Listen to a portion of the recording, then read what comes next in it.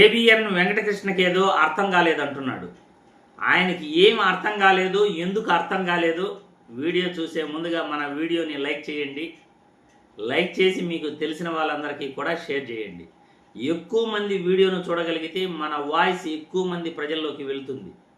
అందుకే రాజకీయాలలో ఉన్న కుళ్ళు కుతంత్రాలను మనం ప్రజల ముందు ఉంచడానికి ఎవరు ఎటువంటి నాయకులు ఎవరు ఏం చేస్తున్నారు ప్రజలకి ఖచ్చితంగా తెలియాలి.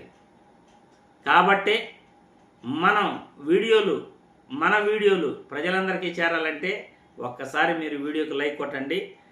డిబేట్లో ఏబిఎన్ వెంకటకృష్ణకి ఏదో అర్థం కాలేదంటున్నాడు. ఏం అర్థం కాలేదో చూసిన తర్వాత మళ్ళీ క్లుప్తంగా ఒక 2-3 లైన్లో మనం విశ్లేషణ చేసుకుందాం. ఈ రాజకీయ పరమైన సర్దుబాట్లు ఏమైనా ఉన్నాయా ఆయన అన్నదాంట్లో స్థూలంగా అంశము అదే. రాజకీయ సర్దుబాట్లు లేకపోతే ఇక్కడ నేను కూడా ఒకటి యాడ్ చేస్తాను. కొన్ని ఆస్తులు సీజ్ చేయడానికేమో రాష్ట్ర ప్రభుత్వం అనుమతిస్తోంది సిట్కి వాళ్ళ ఆస్తుల్ని జప్తు చేయడానికి. ఇక్కడ మాత్రం ఈడీ ఎంటర్ అవుతోంది. ఈ రెండు పడవల మీదే దర్యాప్తు సాగుతోంది. ఏంటి అనేది కూడా ఎవరికి అర్థం కావట్లా.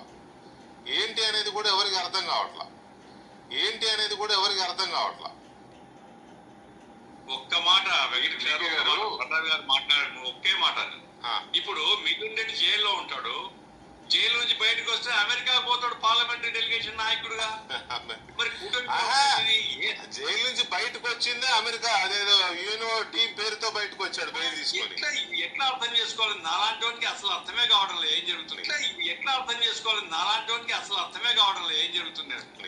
ఎట్లా అర్థం చేసుకోవాలి? నాలాంటి వాడికి అసలు అర్థమే కావడం లేదు ఏం జరుగుతుంది.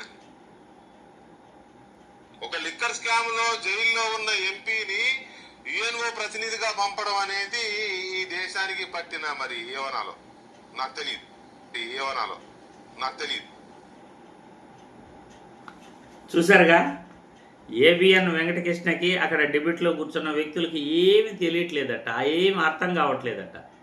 పోనీ మీకేమన్నా అర్థమైందేమో చెప్పండి. ఎందుకంటే నెలకొకసారి ఢిల్లీకి వెళ్ళే పెద్ద ఆయనకే ఏమీ అర్థం కావట్లేదు, మళ్ళీ నీకేం అర్థమవుతుందిలే వెంకటకృష్ణ అంటూ సోషల్ మీడియాలో ఈ వీడియోని వైరల్ చేస్తున్నారు నెటిజన్లు.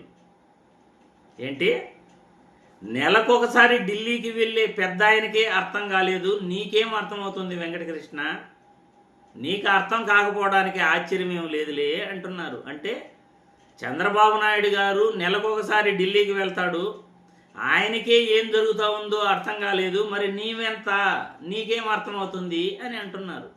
ఏబిఎన్ వెంకటకృష్ణ గారు మిథున్ రెడ్డి గారి గురించి మాట్లాడే ముందుగా లోకేష్ బాబు చంద్రబాబు నాయుడు 53 రోజులు జైల్లో ఉన్నప్పుడు ఢిల్లీలో ఎందుకున్నాడు అది జనాలకు కూడా అర్థం కావట్లేదు. వెంకటకృష్ణ గారు ఏమైనా సమాధానం చెప్పగలరా? 53 రోజులు చంద్రబాబు నాయుడు గారు జైల్లో ఉంటే ఢిల్లీలో లోకేష్ బాబు ఎందుకున్నాడు? ఏబిఎన్ వెంకటకృష్ణ మీరేమైనా అర్థమయ్యేటట్లు కొద్దిగా చెప్పగలరా? మిథున్ రెడ్డి జైలు నుండి బయటకు వచ్చి అమెరికాకి వెళ్తే మీకేంటి, ఇండియాలో ఉంటే మీకేంటి?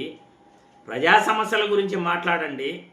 లేకపోతే జగన్మోహన్ రెడ్డి గురించి మాట్లాడే ముందుగా, మిథున్ రెడ్డి గురించి, వైసీపీ నాయకుల గురించి మాట్లాడే ముందుగా చంద్రబాబు నాయుడు గారి గురించి కూడా మాట్లాడాలి. ఆయన పైన ఉన్న కేసుల గురించి మాట్లాడాలి, ఆయన చేస్తున్న తప్పుల గురించి మాట్లాడాలి, అసైన్డ్ భూముల గురించి మాట్లాడాలి, ఇన్నర్ రింగ్ రోడ్ కేసు గురించి మాట్లాడాలి. ఆయన పైన కేసులు ఆయన అధికారంలోకి వచ్చిన తర్వాత ఎందుకు కొట్టేసుకుంటున్నాడో, అది ఎలా సాధ్యమవుతుందో దాని గురించి మాట్లాడాలి.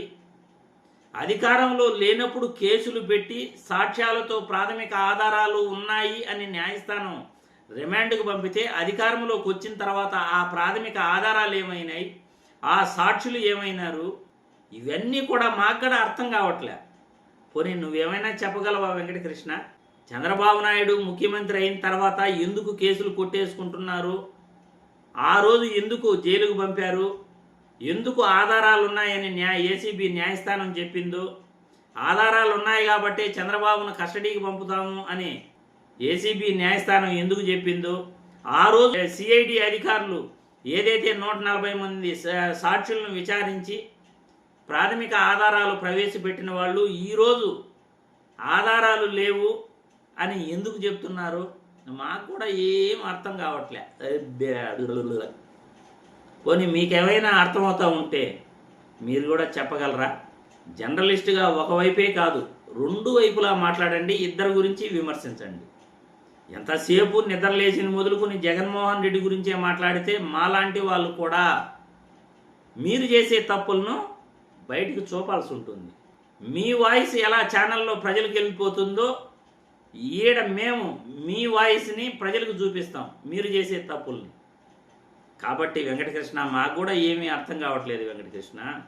మరి మీకు అర్థం కాకపోవడంలో ఆశ్చర్యమే ఉంది. ఆ పెద్ద ఆయనే నెలకు ఒకసారి ఢిల్లీకి పోతే ఆయనకే అర్థం కాలేదంట. మరి మీకేం అర్థమవుతుంది చెప్పండి? ప్రజలకు ఏమైనా అర్థమవుతా ఉందా? అర్థమైతే కామెంట్ల రూపంలో మీ అభిప్రాయాలు తెలియజేయండి అని వీడియో ద్వారా కోరుతున్నాను.